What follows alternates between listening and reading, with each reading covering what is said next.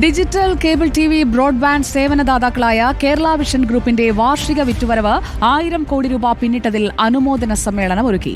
കൊച്ചി താജ് വിവാന്തയിൽ ഒരുക്കിയ ആഘോഷ പരിപാടികൾ വ്യവസായ മന്ത്രി പി രാജീവ് ഉദ്ഘാടനം ചെയ്തു. വാർഷിക വിറ്റുവരവ് 1000 കോടി പിന്നിട്ട് കേരള വിഷൻ. കൊച്ചിയിൽ ഗ്രാൻഡ് 1000 എന്ന പേരിൽ വിപുലമായ ആഘോഷ പരിപാടികളും അനുമോദന സമ്മേളനവും. കേബിൾ TV ഓപ്പറേറ്റേഴ്സ് അസോസിയേഷന്റെ കീഴിൽ 2007 കേരള കമ്മ്യൂണിക്കേറ്റേഴ്സ് കേബിൾ ലിമിറ്റഡ് എന്ന കമ്പനിക്ക് രൂപം നൽകിയത്. കേരള വിഷൻ ചാനലായിരുന്നു തുടക്കം. ഡിജിറ്റൽ കേബിൾ TV സർവീസുമായി പ്രവർത്തനം വിപുലീകരിച്ചു. രാജ്യത്തെ 4ാമത്തെ ഡിജിറ്റൽ കേബിൾ TV സർവീസ് പ്രൊവൈഡറായി വളർച്ച. കേരള വിഷൻ ബ്രോഡ്ബാൻഡ് ലിമിറ്റഡിലൂടെ ഇന്റർനെറ്റ് സേവന രംഗത്തും വൻ മുന്നേറ്റം. Reporter TV managing director Andrew Augustine ചടങ്ങിൽ പങ്കെടുത്തു. കേരളത്തിലെ ചാനലുകളുടെ ഒരു ജീവനാഡിയാണ് കേരള വിഷൻ എന്ന് വേണമെങ്കിൽ പറയാം.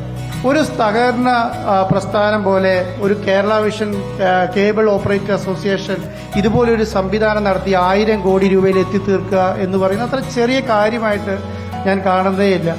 Disney country manager K Madhavan മുഖ്യാതിഥിയായി. Ernakulam MP Hibi Eden, TJ Vinod MLA, Murali Thummarukudy തുടങ്ങിയവർ പങ്കെടുത്തു. കേരള വിഷനുമായി സഹകരിക്കുന്ന 200-ൽ പരം കമ്പനികളുടെ പ്രതിനിധികൾ അതിഥികളായെത്തി. റിപ്പോർട്ടർ, കൊച്ചി.